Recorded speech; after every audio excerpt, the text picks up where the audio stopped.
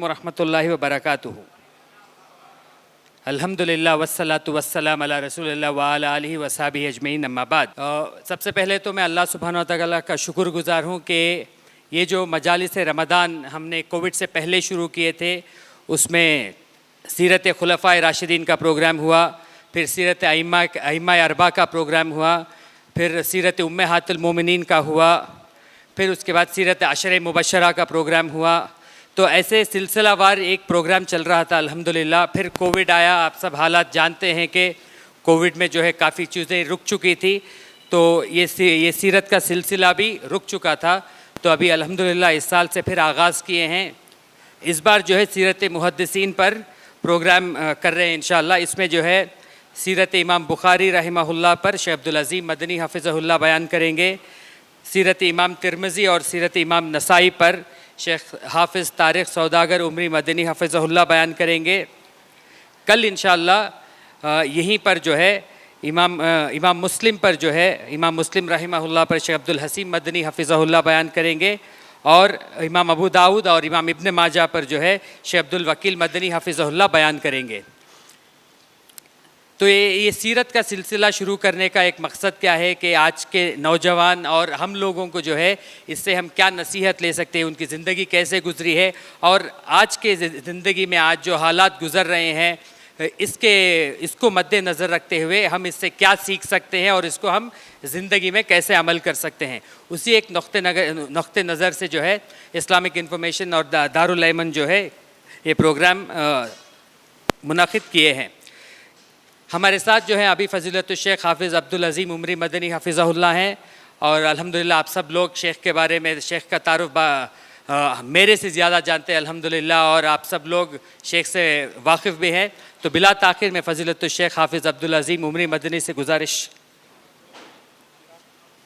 اس سے پہلے کہ ہم پروگرام کا آغاز کریں، میں حافظ صاحب سے گزارش کرتا ہوں کہ وہ آگے آئیں اور تلاوت قرآن پاک سے اس پروگرام کا آغاز کریں، پھر انشاءاللہ شیخ کا بیان ہوگا۔ السلام علیکم ورحمۃ اللہ وبرکاتہ۔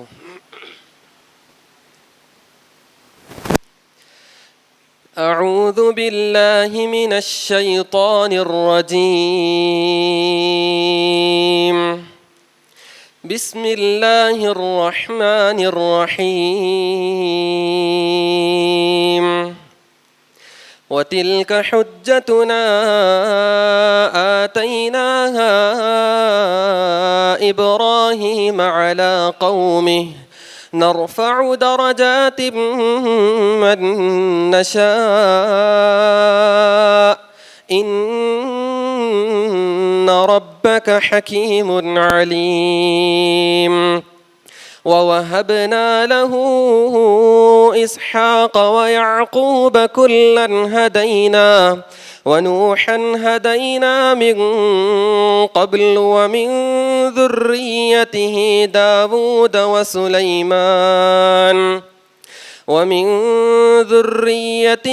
دَاوُودَ وَسُلَيْمَانَ وَأَيُّوبَ وَيُوسُفَ وَمُوسَى وَهَارُونَ وَكَذَلِكَ نَجْزِي الْمُحْسِنِينَ وَزَكَرِيَّا وَيَحْيَى وَعِيسَى وَإِلْيَاسَ كُلٌّ مِّنَ الصَّالِحِينَ وَإِسْمَاعِيلَ وَالْيَسَعَ وَيُونُسَ وَلُوطًا وَكُلًّا فَضَّلْنَا عَلَى الْعَالَمِينَ وَمِنْ آبَائِهِمْ وَذُرِّيَّاتِهِمْ وَإِخْوَانِهِمْ وَاجْتَبَيْنَاهُمْ وَهَدَيْنَاهُمْ إِلَى صِرَاطٍ مُّسْتَقِيمٍ۔ ذَلِكَ هُدَى اللَّهِ يَهْدِي بِهِ مَن يَشَاءُ مِنْ عِبَادِهِ وَلَوْ أَشْرَكُوا لَحَبِطَ عَنْهُم مَّا كَانُوا يَعْمَلُونَ۔ أُولَئِكَ الَّذِينَ آتَيْنَاهُمُ الْكِتَابَ وَالْحُكْمَ وَالنُّبُوَّةَ فَإِن يَكْفُرْ بِهَا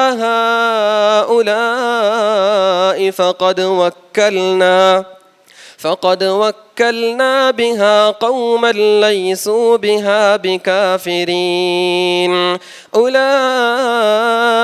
الذين هدى الله فبهداه مقتده قل لا أسألكم عليه أجرا إن هو إلا ذكرى للعالمين.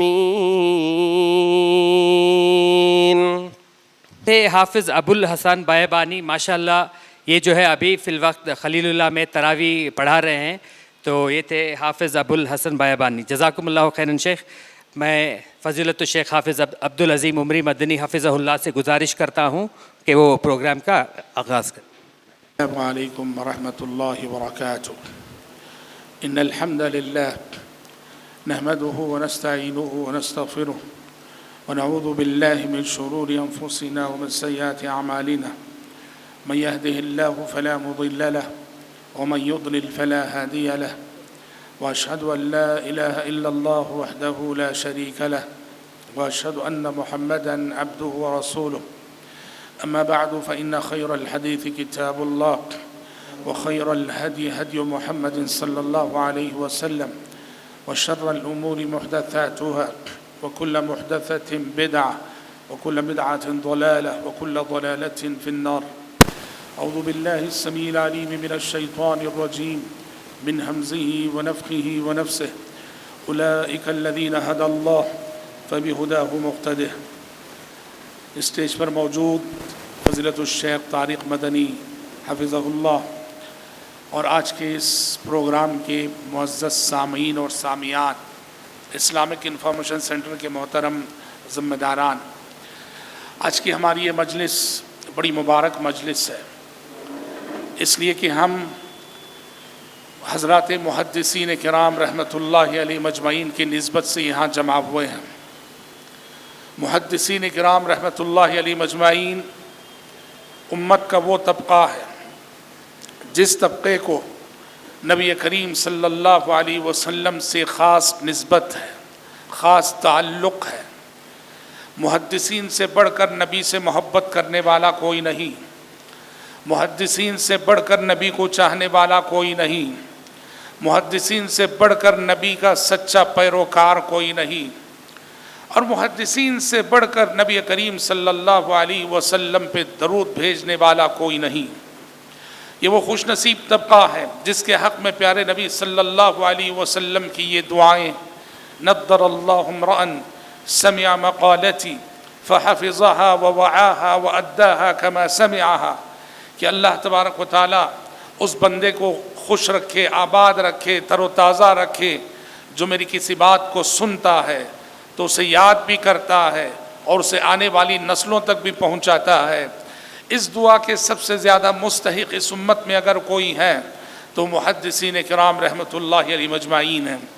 تو اس حیثیت سے آج کی اور کل کی جو مجلس ہوگی ہماری، یہ دونوں مجلسیں بڑی مبارک مجلسیں ہیں اپنے مقصد کے اعتبار سے.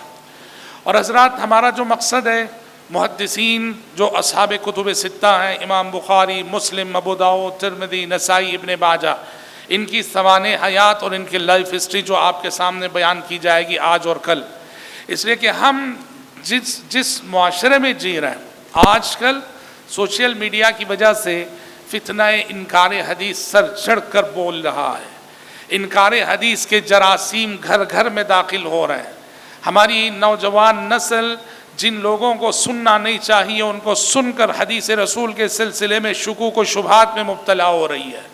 جن لوگوں کو پڑھنا نہیں چاہیے انہیں سوشل میڈیا پہ پڑھ کر حدیث رسول کے سلسلے میں طرح طرح کے اوہام اور خرافات میں مبتلا ہوئی جا رہی ہے.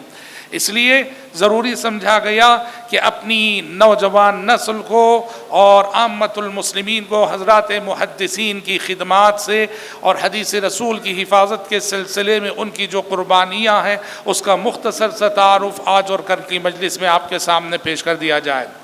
میرے حصے میں امام بخاری رحمۃ اللہ علیہ کی سوانح حیات آئی ہیں. امیر المومنین فی الحدیث امام بخاری رحمۃ اللہ علیہ دوسری صدی ہجری کے اواخر میں 13 شوال 190 پر 4 ہجری میں آپ کی ولادت ہوئی.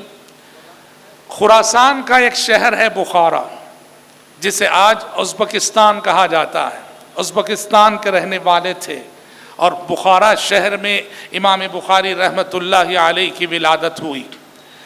امام بخاری رحمۃ اللہ علیہ جو بخاری کی نسبت سے جانے جاتے ہیں، آپ کی کنیت ابو عبداللہ ہے، آپ کا نام محمد ہے، والد اسماعیل ہے، دادا ابراہیم ہے، پردادا مغیرہ ہے، پردادا کے والد بردزبہ ہیں۔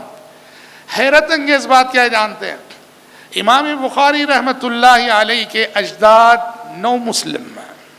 اللہ اکبر۔ امام بخاری رحمۃ اللہ علیہ جس خاندان سے آئے، پہلے ان کا خاندان مجوسی تھا، فارس کا رہنے والا خاندان تھا، مجوسی خاندان تھا، آتش پرست خاندان تھا، آگ کی پرستش کرنے والا خاندان تھا۔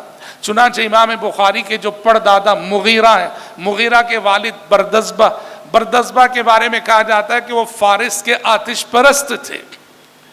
اللہ نے ان کے پردادا مغیرہ کو سب سے پہلے ہدایت دی، تو امام بخاری کے پردادا سب سے پہلے مشرف بہ اسلام ہوئے، اور انہی کی نسل سے امام بخاری پیدا ہوئے۔ اس سے بہت بڑا میسج ہمیں ملتا ہے کہ ہمارے یہ جو 9 مسلم بھائی ہیں، جو جنہیں ہم مہاجر کہتے ہیں، اللہ اکبر، اللہ رب العزت ان لوگوں کی صفوں میں دین کے ایسے خادمان کو پیدا کرتا ہے۔ امام بخاری اسلامی تاریخ میں ہم آپ کی کوئی دوسری نظیر نہیں دیکھتے، کوئی دوسری مثال نہیں دیکھتے۔ امام بخاری کا تعلق ایک ایسے ہی 9 مسلم گھرانے سے تھا۔ آپ کے پردادا مغیرہ کو اللہ تبارک و تعالیٰ نے ہدایت دی تھی، اور یوں پیارے نبی کی وہ حدیث صادق آتی ہے، آپ صلی اللہ علیہ وسلم نے فرمایا تھا، صحیح مسلم وغیرہ میں حدیث ہے، لو کان الدین بالسریا، کہ دین اگر سریا ستارے پہ بھی ہو تو فارس کے کچھ لوگ اس کو وہاں سے بھی حاصل کر لیں گے، پا لیں گے۔ اللہ اکبر۔ دیکھیے آپ نے یہ پیشن گوئی فارس کے لوگوں کے سلسلے میں فرمائی کہ دین کتنی دور کیوں نہ ہو، ایمان کتنی مسافت پہ کیوں نہ ہو، سریا ستارے کی بلندی پہ اگر ایمان ہو، دین ہو، فارس کے کچھ لوگ آئیں گے میری امت میں جو ہوں گے فارس سے، اور وہ اس کو پانے میں کامیاب ہو جائیں گے۔ امام بخاری رحمۃ اللہ علیہ پر پیارے نبی کی یہ پیشن گوئی پوری طرح سے صادق آتی ہے۔ اور دوسری بات، جب امام بخاری خراسان کے ہیں، ازبکستان کے ہیں، تو آپ کو معلوم ہے کہ خراسان، ازبکستان یہ عرب نہیں ہے، یہ عرب کنٹریز سے ہٹ کر ہے، یہ بلاد عجم ہے، یہ اجنبی ممالک ہیں۔ تو غور کیجئے کہ حدیث کا سب سے بڑا خادم، امیر المؤمنین فی الحدیث، امت میں جس کی کوئی نظیر اور مثال نہیں ہے، یہ عرب میں نہیں عجم میں پیدا ہوا، یہ عرب میں نہیں عجم میں پیدا ہوا۔ دیکھو قرآن کی سب سے زیادہ خدمت، اور خصوصاً حفاظت قرآن کے سلسلے میں سب سے زیادہ خدمات عربوں نے کی۔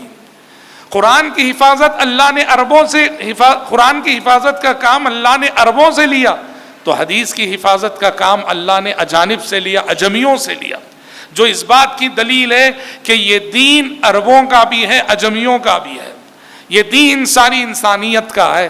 حفاظت قرآن میں عرب حضرات کی خدمات ناقابل فراموش ہے، تو حفاظت حدیث میں اجمیوں کی خدمات ناقابل فراموش ہے۔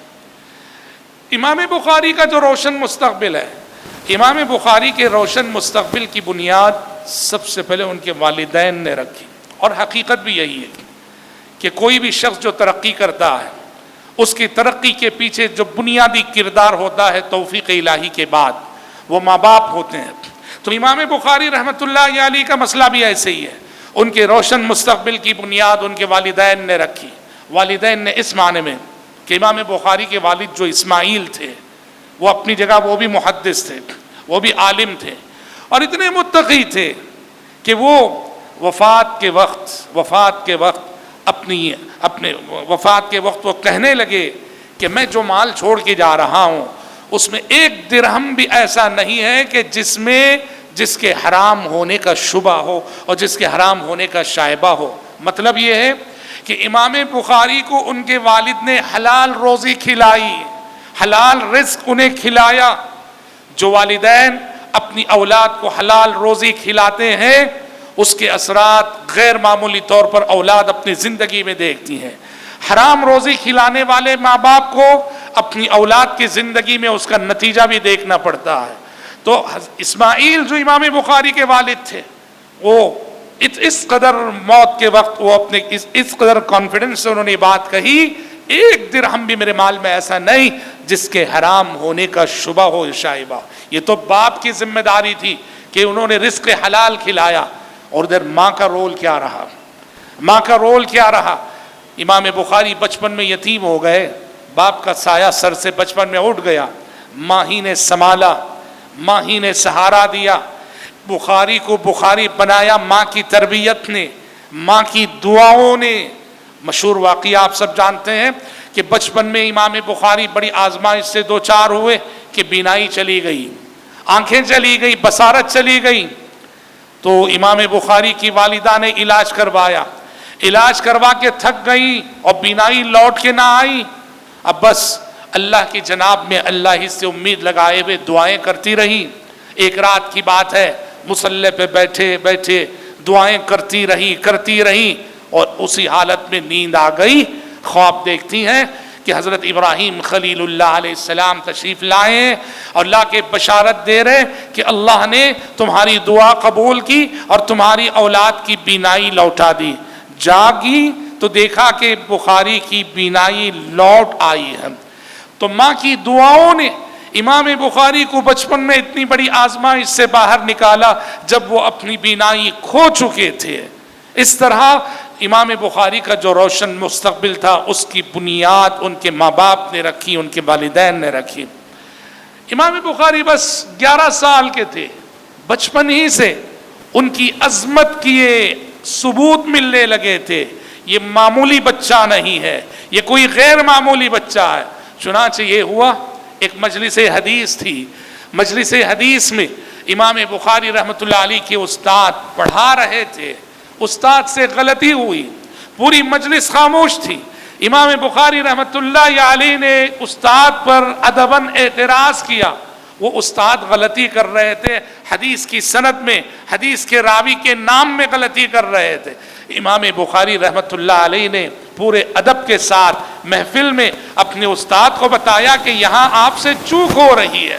اور استاد نے بعد میں اپنی کتاب کھولی اور چیک کیا تو سچ مچ سند میں جہاں امام بخاری نے نشاندہی کی وہاں واقعی ان سے غلطی ہوئی تھی. استاد نے اپنی غلطی تسلیم کی. 11 سال کی عمر کا بچہ، 11 سال کی عمر کا یہ لڑکا، اور اپنے علم پر اتنا اعتماد کہ بھری مجلس میں اپنے استاد کو لقمہ دیتا ہے. یہیں سے امام بخاری کی عظمت کا ڈنکا بجنے لگا اور امام بخاری کا نام عالم اسلام میں ہر ایک کی زبان پہ آنے لگا کہ خراسان میں ایک بچہ ہے جو غیر معمولی حافظہ رکھتا ہے، غیر معمولی یادداشت رکھتا ہے. چنانچہ جب امام بخاری کی بغداد آمد ہوئی تو بغداد کے محدثین نے ان کے حافظے کو آزمانا چاہا. 100 حدیثیں لی بغداد کے محدثین نے اور 100 حدیثوں میں رد و بدل کر دیا. حدیث کی ایک سند ہوتی ہے اور ہر حدیث کا ایک متن ہوتا ہے. بغداد کے محدثین نے 100 حدیثوں کے ذریعے امام بخاری کا امتحان لیا اور امتحان یوں لیا کہ ایک حدیث کی سند نکال کر دوسری حدیث میں ملا دی اور اس حدیث کی سند نکال کے اس حدیث میں ملا دی. اس طرح گڈمٹ کر کے 100 حدیثیں بخاری کے سامنے پیش کی اور امام بخاری رحمۃ اللہ علیہ نے ان 100 حدیثوں کا کریکشن کر دیا. کون سی حدیث کس سند سے ہے، ہر حدیث کے متن کو اس کی صحیح سند کے ساتھ جوڑ دکھایا.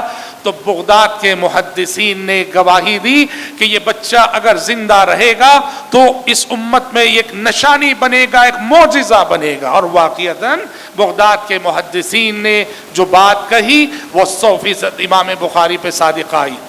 اس دور کی روایت تھی کہ طلب علم کے لیے گھر سے نکلنا پڑتا اور امام بخاری بھی نکلے اور امام بخاری رحمۃ اللہ علیہ نے علم حدیث حاصل کرنے کے لیے اساتذہ حدیث جو دنیا بھر میں تھے وہاں کا قصد کیا. بڑے طویل سفر کی امام بخاری نے.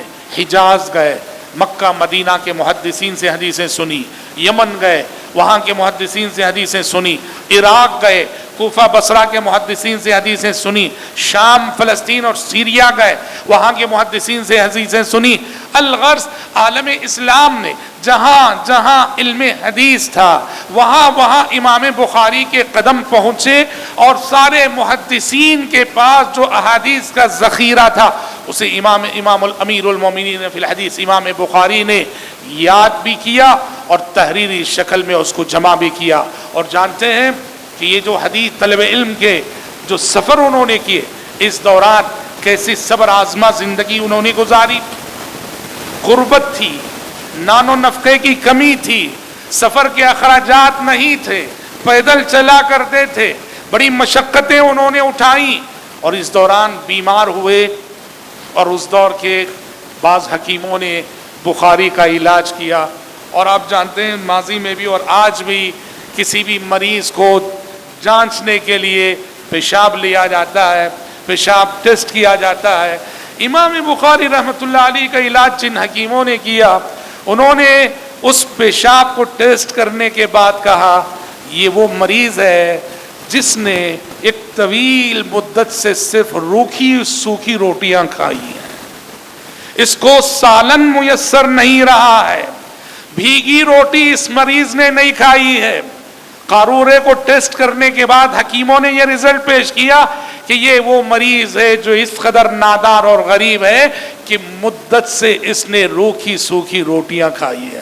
یہ ہمارے اسلاف ہیں، کتاب اللہ کے لیے، سنت رسول اللہ کے لیے، خدمت حدیث کے لیے، خدمت دین کے لیے ایسی عظیم قربانیاں انہوں نے دی۔ امام بخاری کا علم اور امام بخاری کا عمل، علم میں ان کے انہماک کا یہ عالم تھا۔ امام بخاری کے ان کے ایک شاگرد محمد بن یوسف کہتے ہیں کہ ایک رات میں امام بخاری کے ساتھ سویا ایک کمرے میں، فرماتے ہیں اس رات میں نے دیکھا امام بخاری کہنے کو تو سو گئے، لیکن عشاء بعد سے فجر کے درمیان میں نے دیکھا 18 مرتبہ جاگے امام بخاری، 18 مرتبے۔ تھوڑی دیر سوتے تھے، جاگتے تھے، چراغ جلاتے تھے، کوئی چیز لکھتے تھے، پھر سو جاتے تھے، پھر تھوڑی دیر بعد جاگتے تھے، چراغ جلاتے تھے، کوئی یاد آئی ہوئی چیز نوٹ کرتے تھے، پھر چراغ بجھاتے تھے اور سو جاتے تھے۔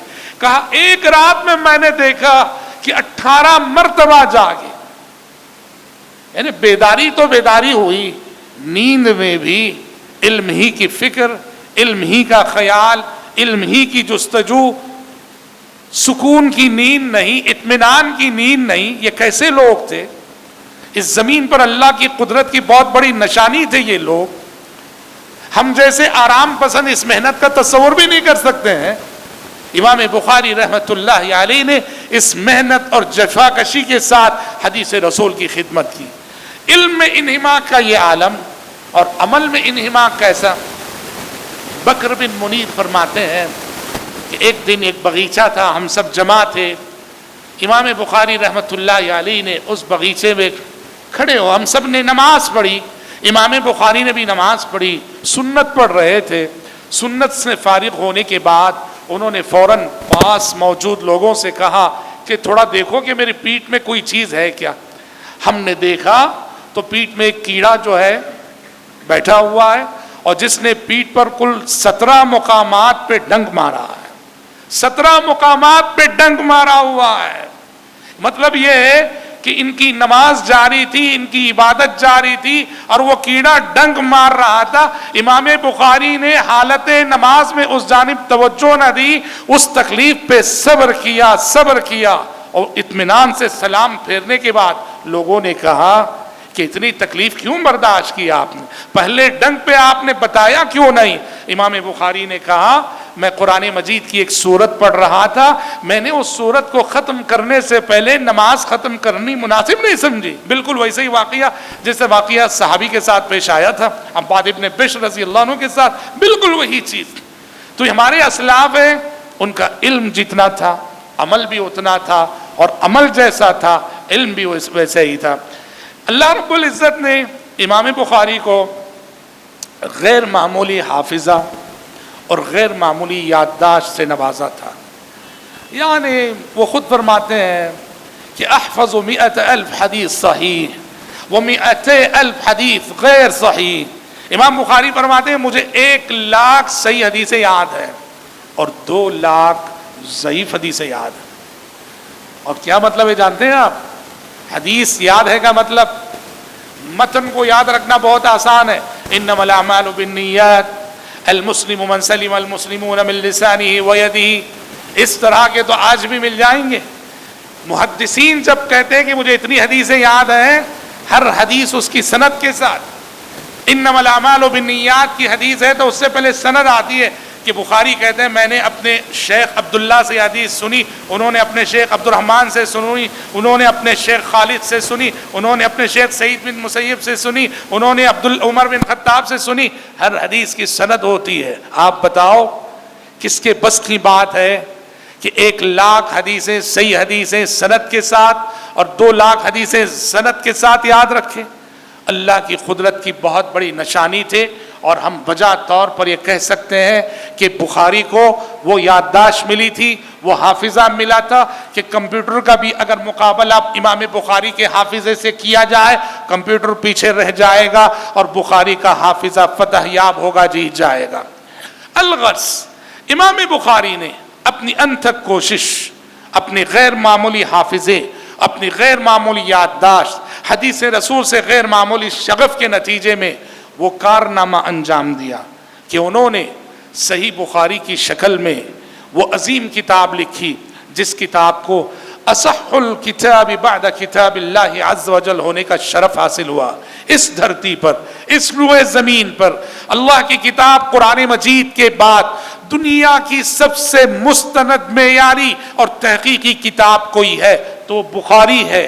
دنیا کے کسی انسان نے، ہم یہ نہیں کہتے صرف مسلمانوں میں، دنیا کی ساری قوموں میں ریسرچ کا وہ معیار جو صحیح بخاری میں ہے، تحقیق کا وہ معیار جو صحیح بخاری میں نہ مسلمانوں کے پاس نہ ہی دنیا کی کسی قوم کے پاس ہے. امام بخاری رحمۃ اللہ علیہ کو یہ اعزاز کیسے ملا؟ انہوں نے پہلے خواب دیکھا. حضرت امام بخاری کہتے ہیں میں نے خواب دیکھا، خواب میں نے دیکھا کہ پیارے نبی تشریف فرما ہیں صلی اللہ علیہ وسلم اور آپ کے ارد گرد مکھیاں اڑ رہی ہیں اور میرے ہاتھ میں پنکھا ہے، میں پیارے نبی کو پنکھا کر رہا ہوں اور آپ کے ارد گرد اڑنے والی مکھیوں کو میں دور کر رہا ہوں. امام بخاری کہتے ہیں جب میں جاگا خوابوں کی تعبیر جاننے والوں سے پوچھا کہ میں نے یہ خواب دیکھا ہے، اس خواب کی تعبیر کیا ہے؟ تو معبرین نے مجھے بتایا کہ انت تذب الکذب عن رسول اللہ صلی اللہ علیہ وسلم، تمہارا یہ خواب بتا رہا ہے کہ تم حدیث رسول کے سلسلے میں غیر معمولی تحقیقی کام کرو گے. جو جھوٹی حدیثیں نبی کی طرف منسوب کر دی جائیں گی تم دودھ کا دودھ اور پانی کا پانی الگ کر کے بتاؤ گے کہ صحیح کیا ہے اور ضعیف کیا ہے. ایک تو یہ خواب دیکھا، اس خواب سے ایک ذہن بنا امام بخاری کا. اور دوسرے امام بخاری کے استاد تھے اسحاق بن راہوئی. امام بخاری کے استاد اسحاق بن راہوئی نے ایک مرتبہ اپنی مجلس میں کہا کہ اپنے شاگردوں سے کہا اگر تم میں سے کوئی صرف اور صرف خالص صحیح احادیث پر مشتمل حدیث کا کوئی مجموعہ تیار کرے تو کیا ہی اچھی بات ہوگی. استاد کا یہ مشورہ امام بخاری کے لیے سمجھیے کہ آگے بڑھنے کا ایک ذریعہ ثابت ہوا. استاد کے اس مشورے کو امام بخاری نے حرز جاں بنا لیا اور یہ عزم کیا اور یہ ارادہ کیا کہ استاد نے جو خواب دیکھا ہے کہ صرف صحیح اور خالص صحیح احادیث پر مشتمل احادیث کا کوئی مجموعہ تیار کرنا چاہیے. امام بخاری نے عزم کیا، ارادہ کیا وہ میں کروں گا اور انہوں نے وہ کر دکھایا. صحیح بخاری وہ حیات الرسول ہے، صحیح بخاری وہ نبی کی زندگی ہے، صحیح بخاری وہ نبی کے لیل و نہار ہے، صحیح بخاری وہ نبی کے شب و روز ہیں. نجم ابن الفضیل کہتے ہیں کہ میں نے خواب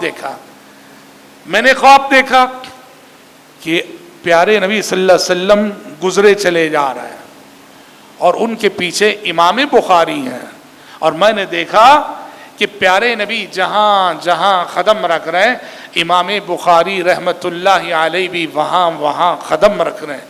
جو اس بات کی علامت تھی کہ امام بخاری سچے متبع رسول सच्चे मुत्तबी सुन्नत और नबी करीम सल्लल्लाहु अलैहि वसल्लम के सच्चे पैरोकार थे। और आप जानते हैं इमाम बुखारी ने सही बुखारी के जो तराजिम है, तराजिम किसे बोलते हैं? ये जो बाब होता है, बाब का उन्वान बांधते हैं। इमाम बुखारी रहमतुल्लाहि अलैहि कहते हैं कि सही बुखारी के जो तराजिम है, ये मैंने मस्जिद नबवी में प्यारे नबी की खबर और प्यारे नबी के मिंबर के दरमियान जो रौज़तुम मिन रियाज़िल जन्ना है, वहाँ बैठकर मैंने ये तराजिम बांधे हैं, ये अनावीन लिखे हैं, और हर तर्जुमे से पहले 2 रकात नमाज वो पढ़ा करते थे। हर तर्जुमे से पहले 2 रकात नमाज पढ़ा करते थे। 2 रकात नमाज पढ़कर अल्लाह की मदद हासिल करके उन्होंने ये किताब लिखी, और तकरीबन सही बुखारी को मुकम्मल करने में उन्होंने 16 साल लिए। 16 साल में ये सही बुखारी मुकम्मल हुई, और जब सही बुखारी मुकम्मल हो गई, अपने हल्के दर्स में उसको पढ़ाने लगे। अहले इल्म कहते हैं कि इमाम बुखारी से सही बुखारी को सुनने वाले उनके तलामिज़ा और शागिर्दों की तादाद तकरीबन 90,000 है। 90,000 उनके स्टूडेंट्स ने सही बुखारी को उनसे सुना है, और उन्होंने अपने तलबा को सुनाई, उन्होंने अपने तलबा को, और आज तक एक सिलसिला चल रहा है। मदरसों में मुहद्दिस उस्ताद जब अपने बच्चों को सही बुखारी पढ़ा देता है ना, पढ़ाने के बाद सनद देता है। दुनिया के हर मदरसे में आज तक वो सिलसिला चल रहा है। बुखारी ने अपने 90,000 तलबा को पढ़ाई बुखारी, उन्होंने अपने शागिर्दों को, उन्होंने अपने शागिर्दों को, और ये सिलसिला आज तक चला आ रहा। इमाम बुखारी की जिंदगी कुछ आजमाइशों से भी 2-4 हो रही। इंसान कितना बाकमाल क्यों ना हो, कितना साहिब फजल क्यों ना हो, कितना नेक क्यों ना हो, कितना साले और मुत्तकी क्यों ना हो, उसके कुछ दुश्मन जरूर होते हैं। अंबिया व रसूल अलैहिमुस्सलातु वस्सलाम के जब दुश्मन रहे, लोग अपने जैसे इंसानों की फजीलत को जल्दी तस्लीम नहीं करते हैं। इमाम बुखारी रहमतुल्लाहि अलैहि को भी अपनी जिंदगी में अपने कमालात के बावजूद, अपनी गैर मामूली लियाकत और काबिलियत के बावजूद, इमाम बुखारी रहमतुल्लाह अलैहि को बड़े कुछ इम्तिहानात से गुजरना पड़ा। और हैरत की बात यह है, हैरत की बात यह है कि एक इम्तिहान का साबिका उन्हें खुद अपने उस्ताद से पढ़ा। इमाम बुखारी के एक शेख थे मोहम्मद बिन यहया ज़ुहली, नेशापुर के रहने वाले थे। इमाम बुखारी जब नेशापुर गए और लोगों ने इमाम बुखारी का जिस अंदाज में इस्तकबाल किया, इमाम बुखारी के कदमों पे जिस तरह फूल निछावर किए, इमाम बुखारी रहमतुल्लाह अलैहि को जिस अंदाज में लोगों ने खुश आमदेद कहा, और जिस तरह उनकी मजलिस में लोग जमा हुए, बुरा हो हसद का कि खुद इमाम बुखारी के उस्ताद मोहम्मद बिन यहया अज़्ज़ुहली हसद के शिकार हो गए। समझ रहे? बशर बशर है, इंसान इंसान है। हम में से हर एक को इन बशरी तकाज़ों से होशियार रहना चाहिए।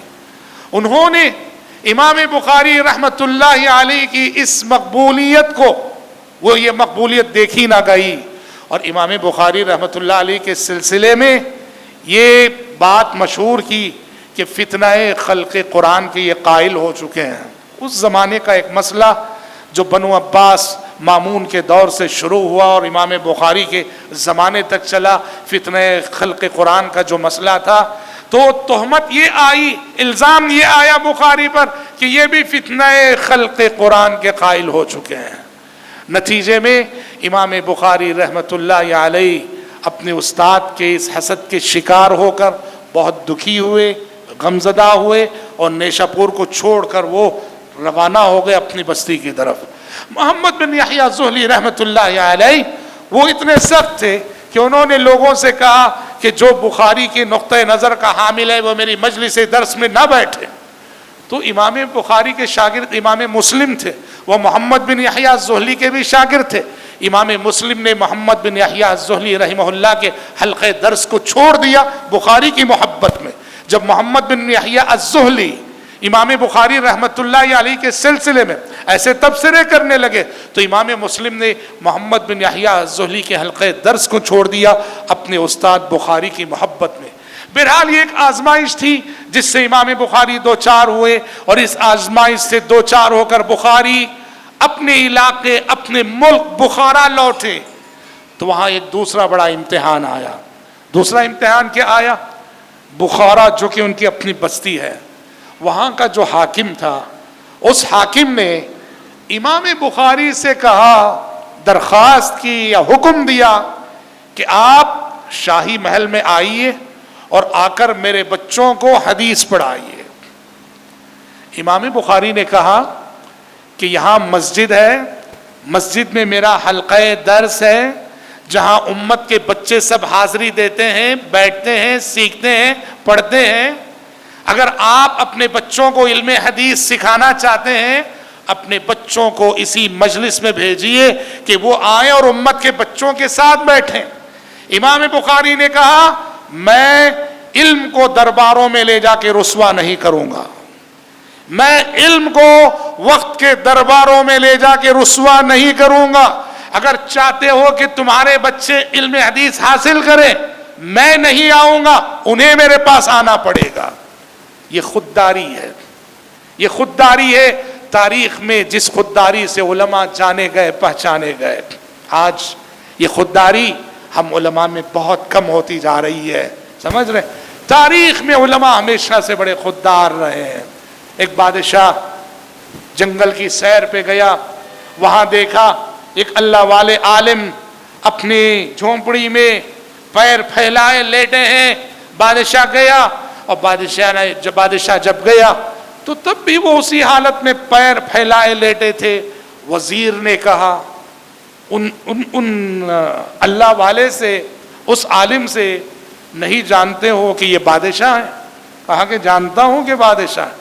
کہا جان کر بھی پیر پھیلائے ہوئے ہو؟ تو انہوں نے کہا جو ہاتھ نہیں پھیلا تھا وہ پیر پھیلائے گا، جو ہاتھ نہیں پھیلا تھا وہ پیر پھیلائے گا۔